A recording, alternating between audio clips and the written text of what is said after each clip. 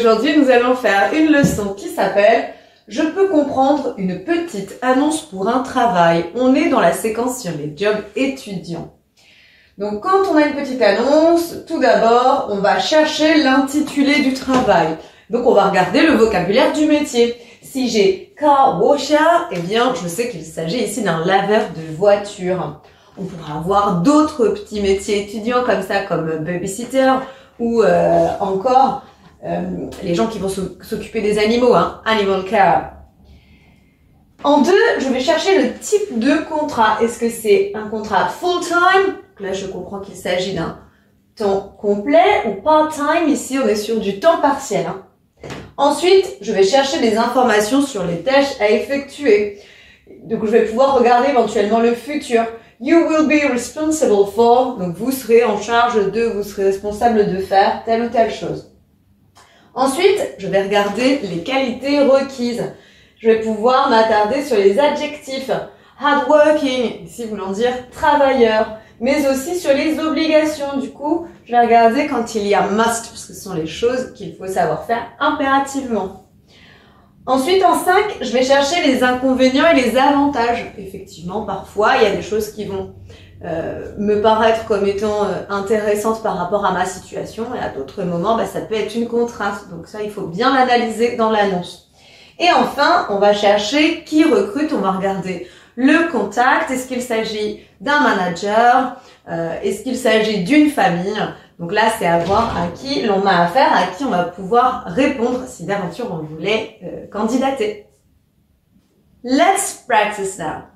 Alors maintenant, on est dans un exercice de compréhension écrite. Je vais sortir du cadre, tu vas pouvoir mettre sur stop et lire cette petite annonce 2 fois ou 3 fois. Et on se retrouve après pour répondre aux petites questions.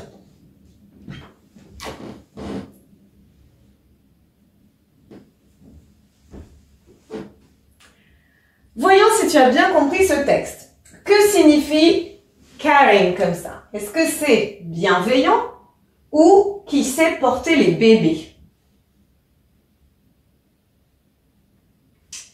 Là, ici, tu vois, c'est rattaché à babysitter et on cherche bien quelqu'un de bienveillant, quelqu'un de gentil avec des valeurs positives et sympathiques. Hein.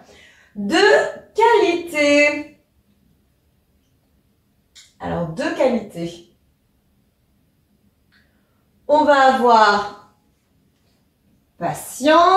On a aussi reliable qui signifie fiable, sur qui l'on peut compter. On aurait pu dire aussi, hein, si tu aimes, donc ici, spending time with kids. C'est aussi une qualité quelque part, aimer passer du temps avec les enfants. Mais si on s'attarde surtout sur les adjectifs, alors on retiendra patient et fiable, sur qui l'on peut compter. Il faut impérativement de l'expérience.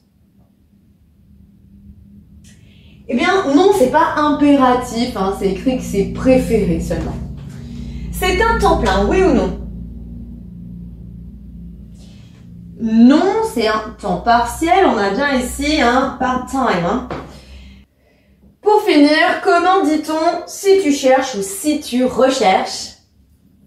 C'est cette formule-là. If you are looking for, si tu recherches un temps partiel sympa, eh bien postule maintenant.